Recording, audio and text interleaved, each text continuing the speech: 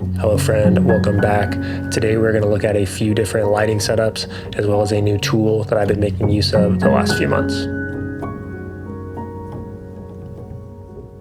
The first lighting setup was here in the studio. We shot this on the XH2S and XT5. We had the 16mm new Nightwalker lens on the A cam and the new 75mm lens on the B cam. Both were set to f1.2.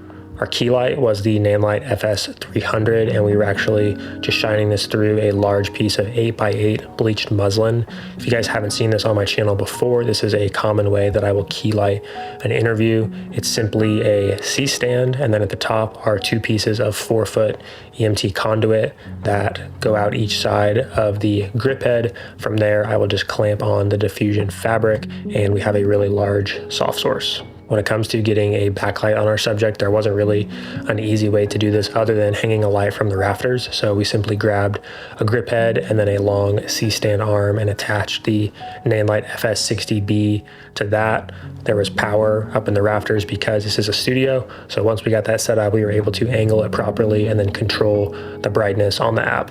To get the large circle behind the subject, we simply had the Nanlite FS300B in the Nanlite projection attachment, and we had this actually square with the cameras but set back and raised up as much as we could. We tried to angle it so it was just over the head of the subject, but trying to get everything symmetrical and looking good in the frame. Only other thing that we added was this 4x4 floppy for some negative fill, just to cut out any ambient spill that was going to be coming back into the shadow side. I'm now going to walk through each light one by one and show you guys what those were looking like. Here are all the lights off, and then here's adding the projection attachment to the back wall. Here's then adding our backlight. And then finally, here's the key light. Here is just our key light, and then adding the backlight. Here is the backlight only, and then here is everything back on.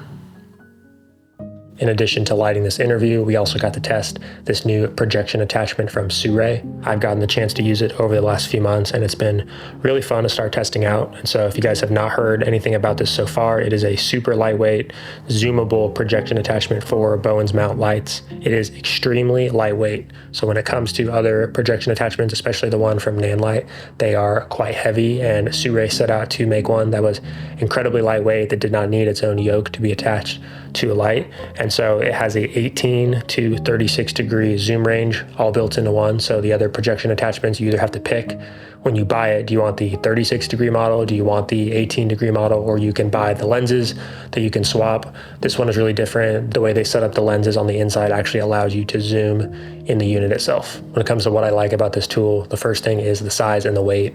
It is really small, it is really lightweight, it just fits in this little case. You can easily hold it with one hand, throw it on a light. You don't have to worry about the weight pulling the lens forward. There's no yoke, you just simply stick it on any light with a Bowens mount.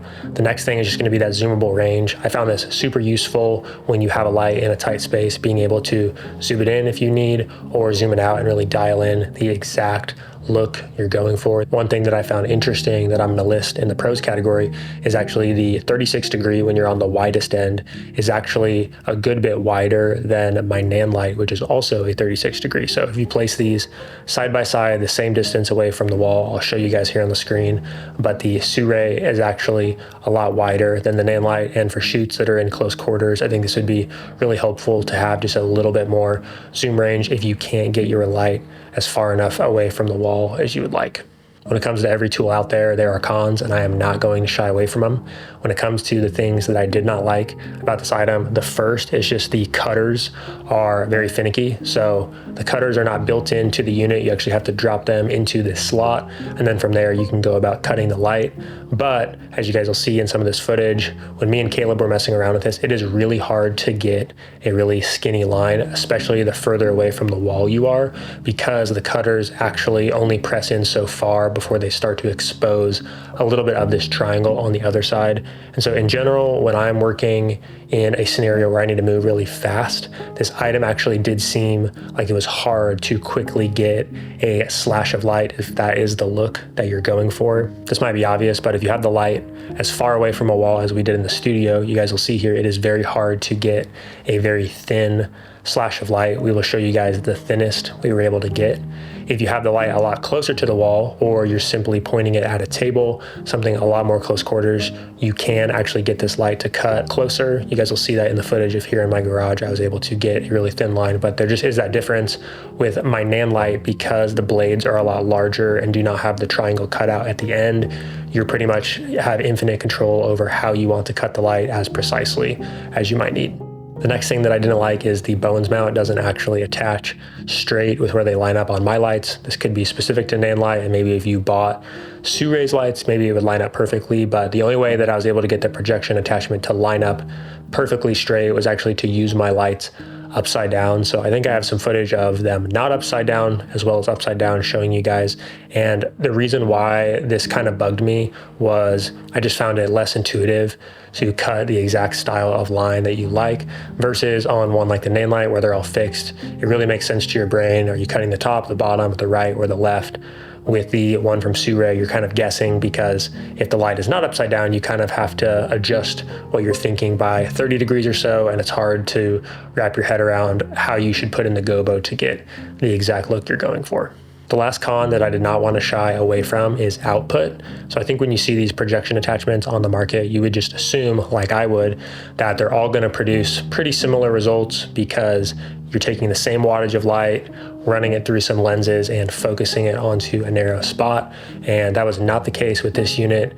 In comparison to my NAND light, there is a massive output difference. So if I was running the Sirui with my FS300B at 100%, it would only take me 20 to 25% in my NAND light projection attachment to get the same level of output. So that said, the output is still definitely usable. I'm going to speak to this later on, but definitely in controlled environments. It does not mean that this item is bad by any means. It's just different, and you have to know kind of your use cases of where you might be pulling for this tool. A couple other notes that are important to mention. This thing gets very hot. There is a warning on the item itself. I was using this with 300 watt lights, which it says rated up to 300 watts. And after using this for an hour or two, it gets very warm. To take this off, you definitely need to let your light cool down or hold the Bones mount release and grab from the very end of the lens. If you're gonna grab from kind of where the chip of your light is, it is incredibly hot. You're gonna need gloves or just need to wait to let this cool down if using higher powered lights. When it comes to how I'm going to be using this item, it probably sounded like there were more negatives than positives, but I'm just trying to be honest with you guys and point out the things that other people taking a look at this light might not talk about.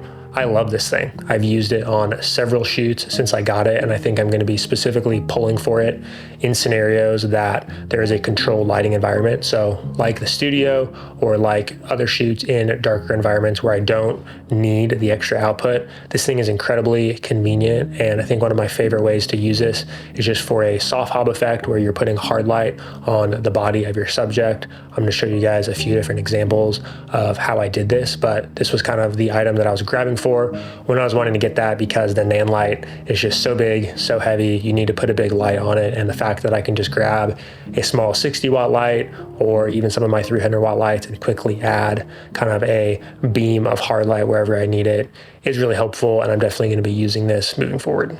The other lighting setup we're going to be taking a look at is actually from my last video where we were cooking in the kitchen. I just want to show you guys what we had running for this.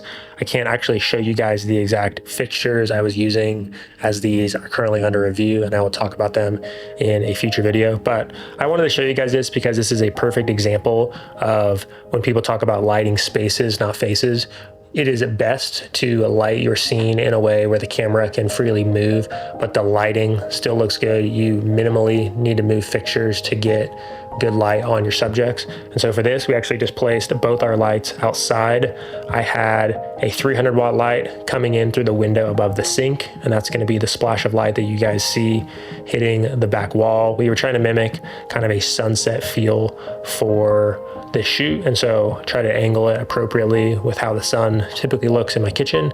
And then I actually had this 500 watt light in the NAND light projection attachment coming through this other window, and I decided to use the projection attachment attachment because it controlled the spill a lot more and kept shadow on that side of our subject. If I just used the reflector dish, it was just going to wash out everything and everything was going to be bright. So in order to keep shadow, we put it in the projection attachment, shined it through the window, and then just used the cutters to kind of keep it directional, just moving forward. And so the hard light that you're seeing on the table in pretty much all these shots was from that projection attachment outside the window.